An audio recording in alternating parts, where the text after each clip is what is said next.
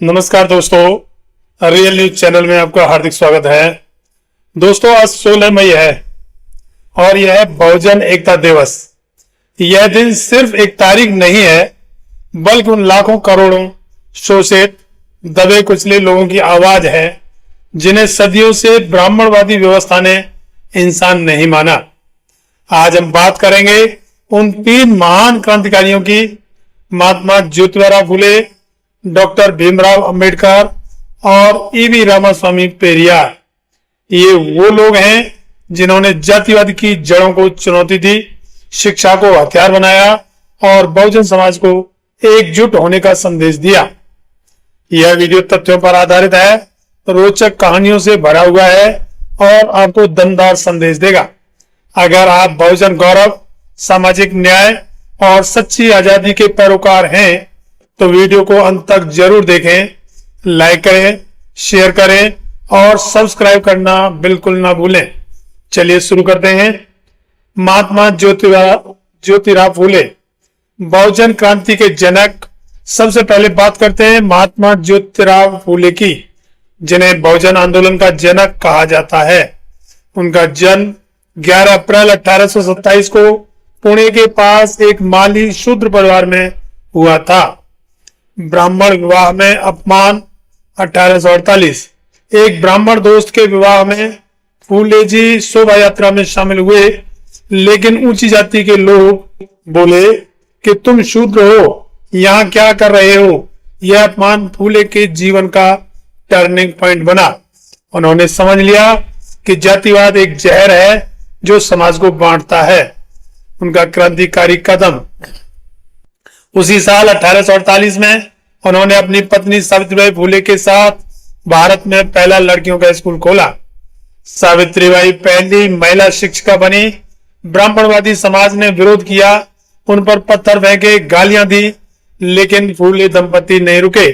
उन्होंने महार, मांग, अछूत बच्चों के लिए भी स्कूल खोले। सत्यशोधक समाज 1873 में 24 सितंबर 1873 को ज्योतिराव फुले जी ने सत्यशोधक समाज की स्थापना की। उसका उद्देश्य सत्य की खोज, जाति व्यवस्था का खंडन, महिलाओं और शूद्रों का उत्थान। उन्होंने ब्राह्मण पुरोहितों के बिना विवाह करवाए, कुएं सबके लिए खुलवाए। उन्होंने कई महत्वपूर्ण किताबें लिखी जिनमें गुलामगिरी, उन्होंने ब्राह्मणवाद को गुलामी बताया और अमेरिका के दास मुक्ति आंदोलन को समर्पित किया।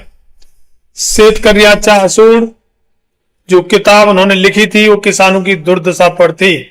1888 में उन्हें महात्मा की उपाधि मिली और 28 नवंबर 1890 को उनका देहांत हो गया।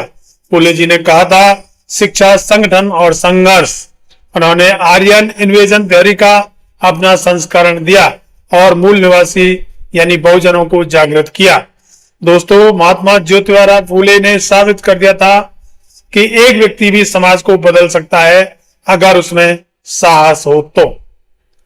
सेक्शन 2, डॉक्टर BR अंबेडकर संविधान निर्माता और दलित मुक्ति के मसीहा। अब आते हैं बाबा साहेब डॉक्टर अंबेडकर पर।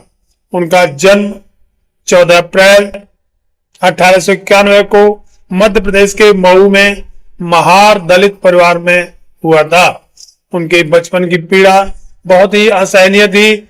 जैसे स्कूल में उन्हें अलग बैठना पड़ता, पानी छूने की इजाजत नहीं थी, नो पियोन नो वाटर, यानी कि अगर स्कूल में चपरासी नहीं आया तो बाबा साहेब को पानी मिलेगा ही नहीं।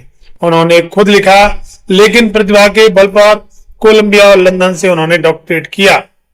दलितों के पानी पीने के अधिकार के लिए महार सत्याग्रह, चावदार तालाब पर बाबा साहेब डॉक्टर भीमराव अंबेडकर ने हजारों लोगों को नेतृत्व दिया।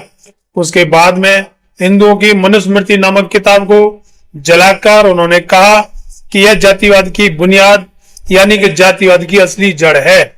बाबा साहेब ने बड़ी मेहनत से ब्रिटिश सरकार से कम्युनल अवार्ड हासिल किया था, मगर उसमें पलीता लगा दिया मोहनदास करमचंद गांधी ने, और वो भी आमरण अनशन करके।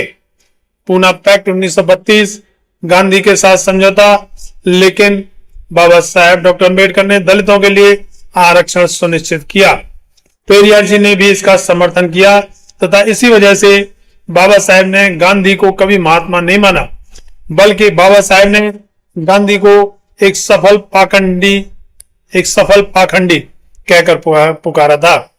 बाबा साहेब ने राजनीतिक संगठन स्वतंत्र मजदूर पार्टी बनाई और बहिष्कृत हितकारिणी सभा का गठन किया और दलित पिछड़ों के शिक्षा और आर्थिक स्वावलंबन पर जोर दिया। संविधान सभा भारत के संविधान के मुख्य आर्किटेक्ट। भारतीय संविधान में समानता, स्वतंत्रता, भाईचारा और आरक्षण के प्रावधान उनके संघर्ष का नतीजा है। बौद्ध दीक्षा 1956। 14 अक्टूबर 1956 को बाबा साहेब ने हिंदू धर्म में रहकर इतनी यातनाएं, अन्याय, अत्याचार झेला था कि इन सबको देखते हुए सन 1935 में उन्होंने कहा था कि मैं हिंदू पैदा जरूर हुआ हूं, यह मेरी वश की बात नहीं थी, लेकिन मैं आप लोगों से वायदा करता हूं कि मैं हिंदू रहते मरूंगा नहीं, और यह मेरी शक्ति में शामिल है। उसके करीब 20 साल बाद बाबा साहब ने 14 अक्टूबर 1956 को नागपुर में करीब 10 लाख लोगों के साथ बौद्ध धर्म की दीक्षा ली। बाबा साहेब डॉक्टर अम्बेडकर का संदेश, शिक्षित बनो, संगठित हो और संघर्ष करो। उन्होंने कहा, राजनीतिक स्वतंत्रता बिना सामाजिक आर्थिक स्वतंत्रता के बेकार है। उनकी किताब एनिहिलेशन ऑफ कास्ट आज भी जातिवाद विरोध का बाइबल है। अब तीसरे स्तंभ पेरियार ईवी रामास्वामी। उनका जन्म 17 सितंबर 1879 तमिलनाडु में हुआ था। उन्होंने काशी यात्रा 1904 में मंदिर में ब्राह्मणों का भेदभाव देखा, भूखे रह गए क्योंकि गैर ब्राह्मण लोगों को वहां भोजन नहीं मिला। इससे वे नास्तिक बने और ब्राह्मणवाद के खिलाफ उन्होंने जोरदार आंदोलन शुरू किया। वैकोम सत्याग्रह 1924 में किया। केवल में मंदिर के आसपास दलितों के लिए रास्ते पर चलना बंदिश था। पेरियार ने नेतृत्व किया, जेल गए लेकिन सड़कें खुलवाई। उन्हें वैकोम वीर कहा गया। उन्होंने सेल्फ रेस्पेक्ट मूवमेंट यानी स्वाभिमान आंदोलन चलाया और 1925 में कांग्रेस को छोड़ दिया, क्योंकि कांग्रेस हमेशा ब्राह्मण हितों की रक्षा करती थी। सेल्फ रेस्पेक्ट मैरिज शुरू किए, बिना पुरोहित, बिना मंत्र, अंतरजातीय विवाह, महिलाओं को समान अधिकार के लिए उन्होंने लड़ाई लड़ी। पेरियार ने द्रविडियन कचगम बनाया।